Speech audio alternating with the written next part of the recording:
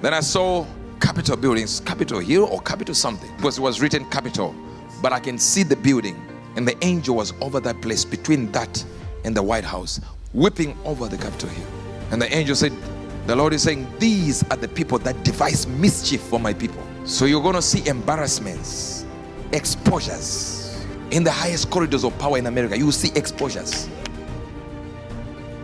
So post 2021, so this is last year, 2024, we spent $697 million of the taxpayers' dollars in Afghanistan, including $534,719,000 in change from USAID in Afghanistan. Afghanistan is ruled by folks named Sarajuddin Haqqani. The Haqqani network mean anything to anybody in the room? How about Abdullah bin Laden? Who gets some of that money?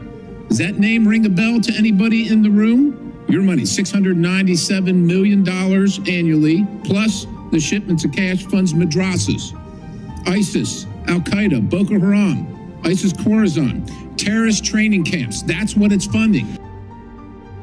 $1.5 million for DEI in Serbia, $47,000 for transgender operas in Colombia, $2 million. The former ambassador to Guatemala talked to me about this, $2 million for transgender surgeries in conservative country like Guatemala.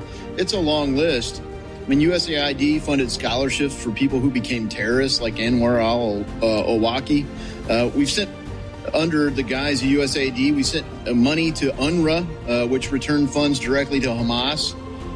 In blatant violation of U.S. law, the Helms Amendment, PEPFAR has funded abortions and killed babies.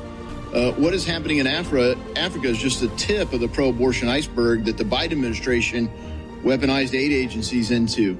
It also happens to be against the law that Congress has passed. So USAID funded independent media, so-called, in Hungary, but it was actually trying to run a color revolution playbook to overturn the government, very popular government of Prime Minister Viktor Orban, who's a NATO ally.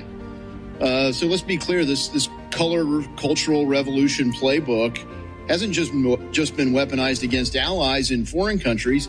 It's been brought home and weaponized against our own citizens right here.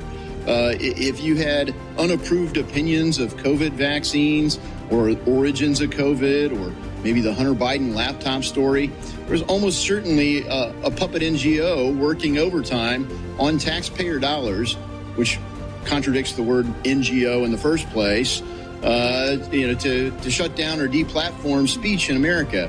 That's a clear violation of the First Amendment. So, look, our staff has heard every day from terrible stories about the abuse of our government in conflict with our own national interest in places like Uganda, where if they don't embrace aborting babies, they will be retaliated against and have aid taken away from them.